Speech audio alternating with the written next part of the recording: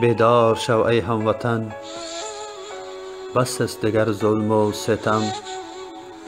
برخیز از خوابی گران، بشناخته شده اهرمن. گلزار میهن توده شد، قشر زمین بفراخته شد. فرزانه فرزند کشته شد. بیدار شو ای هموطن، هشدار شو ای هموطن. ای هموطن داری درک، میهن ز دستت می رود. تا کی نشینی بس طلب، دین و ایمانت می رود. مسجدها میخانه شد، رویمال زن برداشته شد. رقصنده شد، خواننده شد، آخر که او باکیره بود. ای هموطن بیدار شو، بیدار نه هشدار شو. با چشم عقلت تو نگر، با گوش دل این را شنو.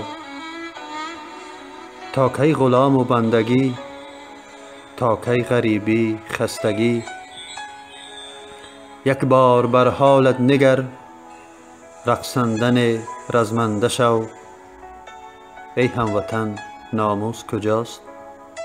ای هموطن ناموس کجاست؟ ایمان کجاست؟ همت کجاست؟ دادی همه برباد رفت، آن غیرت مردی کجاست؟ پای از وطن کنده شدی، بی خانه در هجرت شدی. جمشید شدی، روشن شدی، ای مردی راه کارت کجاست؟ تا کی کنی آوارگی، بیچارگی، بیگانگی؟ باری به خویشتن کن سؤال، تا کی کنم دیوانگی؟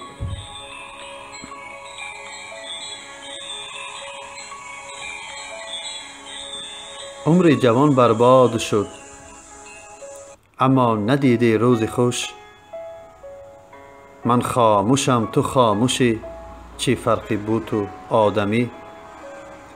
ای هموطن تو را قسم، با آن خدای خویشتن. دستت بده در دست من، من تو شوم تو مثل من. با هم شویم یک تن شویم، عسکر شویم لشکر شویم. اندر دفاع آر و ننگ، رستم شویم پیلتن شویم. فرجام بر دشمن شویم، آغاز بر خویشتن کنیم. در میهن پاکزادگان، جارو پی بی ننگ زنیم. بیدار شو ای هموطن، بیدار شو ای هموطن. هشیار شو ای هموطن، هشدار شو ای هموطن.